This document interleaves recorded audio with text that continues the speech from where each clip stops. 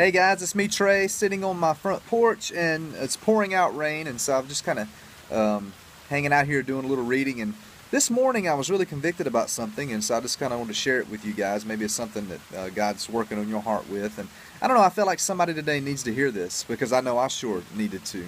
And so God's been dealing with my heart with just this idea of immediate gratification versus waiting on His timing and just being patient and waiting on His best. Because whenever we do that, or whenever I do that, I never regret it. I never look back and say, man, I should have jumped on that first urge and that first immediate gratification instead of waiting on God. I can't believe I waited on God. It's never that. It's always the opposite. And more often than not, I jump on the immediate gratification, unfortunately. And so, I think it all started with Adam and Eve, in the garden with the fruit of the tree. They had everything you could ever ask for. Everything. Intimacy with God in the garden. God said, you can have it all, just this one tree, the forbidden fruit. You can't have it.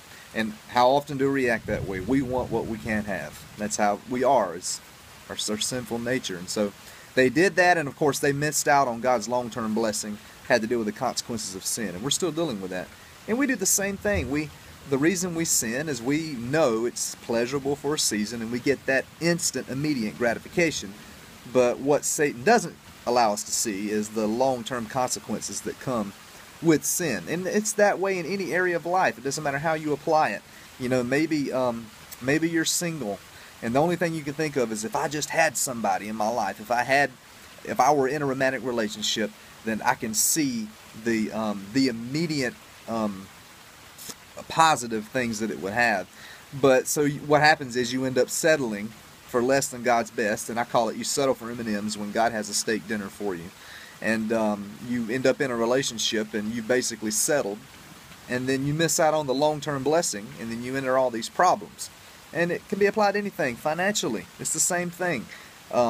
We live in a culture today where we're constantly inundated with marketing and all of these things, and so we're told, hey, we can have it now, and so we use a credit card or whatever we have to do. Before we know it, we're completely overwhelmed by this mountain of debt because we had to have it now, and that's our American culture. You want it now, you deserve it now, you have it now.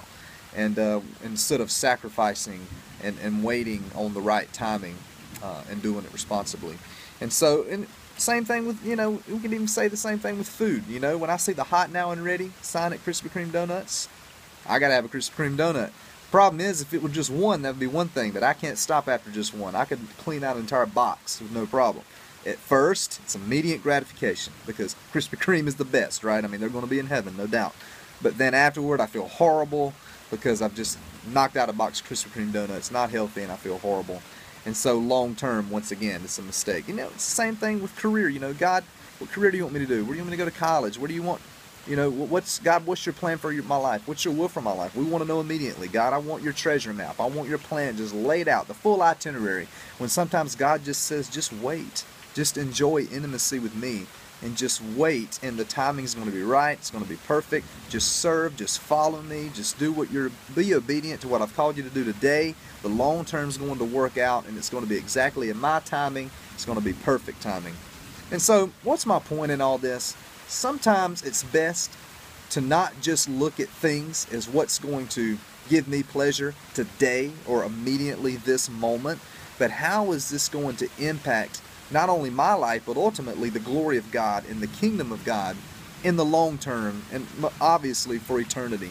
And I believe we should make everyday decisions based on that, whether it's who I marry, how I spend my money, anything, how I treat my wife, how I raise my children, how I lead my family. As a dad and as a husband, I face those things every day. How can I lead my family that's going to best glorify God and be the best for them? And I have to think long term, always think 10, 15, 20 years down the road, and not just what's going to make us happy today. And I think it applies to every area of life. But let's try, as followers of Christ, to think, what is the best thing we can do that's going to affect long term? How is God going to work in the long term?